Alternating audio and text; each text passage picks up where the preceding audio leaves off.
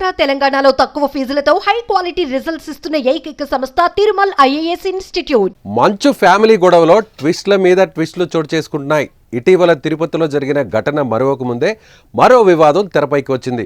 తన ఆస్తుల్లో ఉన్న అందరినీ వెకెట్ చేయించాలని జిల్లా మెజిస్ట్రేట్కు మోహన్ బాబు ఫిర్యాదు చేశారు. జల్పల్లిలో ఉన్న ఆస్తులను కొంతమంది ఆక్రమించుకున్నారని ఫిర్యాదులో పేర్కొన్నాడు.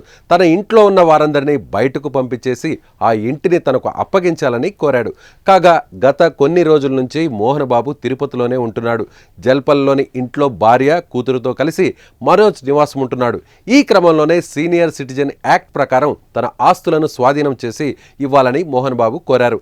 పోలీసుల దగ్గర నుంచి మోహన్ బాబు ఆస్తులపై నివేదిక తీసుకున్న కలెక్టర్ జల్పల్లిలోని ఇంట్లో ఉంటున్న మనోజ్కు కూడా నోటీసులు ఇచ్చారు. మోహన్ బాబు ఫిర్యాదుతో మనోజ్ రంగారెడ్డి జిల్లా కలెక్టర్కు వెళ్లాడు.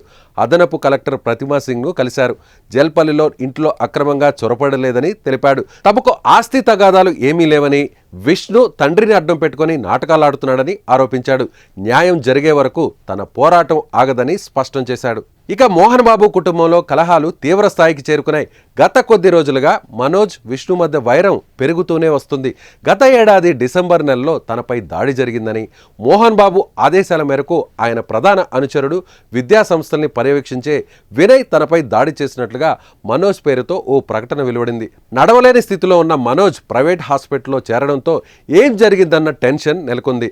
అటు మంచు కుటుంబం మాత్రం అలాంటిదేమీ జరగలేదని ప్రకటించింది. కానీ తర్వాత హైదరాబాద్ శివార్లలోని జల్పల్లిలో ఉన్న మోహన్ బాబు ఫామ్ హౌస్ను మంచు మనోజ్ స్వాధీనం చేసుకున్నాడు. తనపై దాడి జరిగిందని పోలీసులకు ఫిర్యాదు చేశాడు.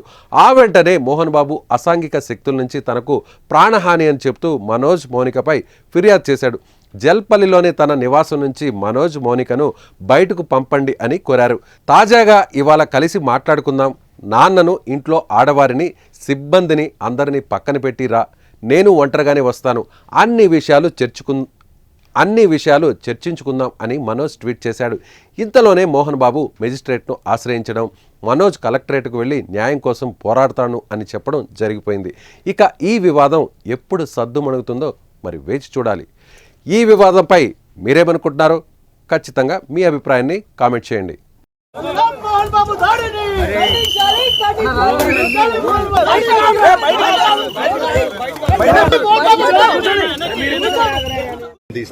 జల్పల్లి నివాసం మోహన్ బాబు గారి పేరుతోనే ఉంది.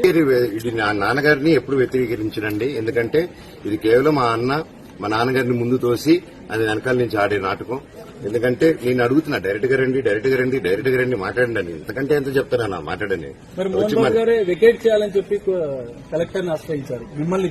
అవునండి, అది ఎందువల్ల అయిందో కూడా నేను రిటర్న్ గా మీకు మళ్ళీ ఇస్తానండి.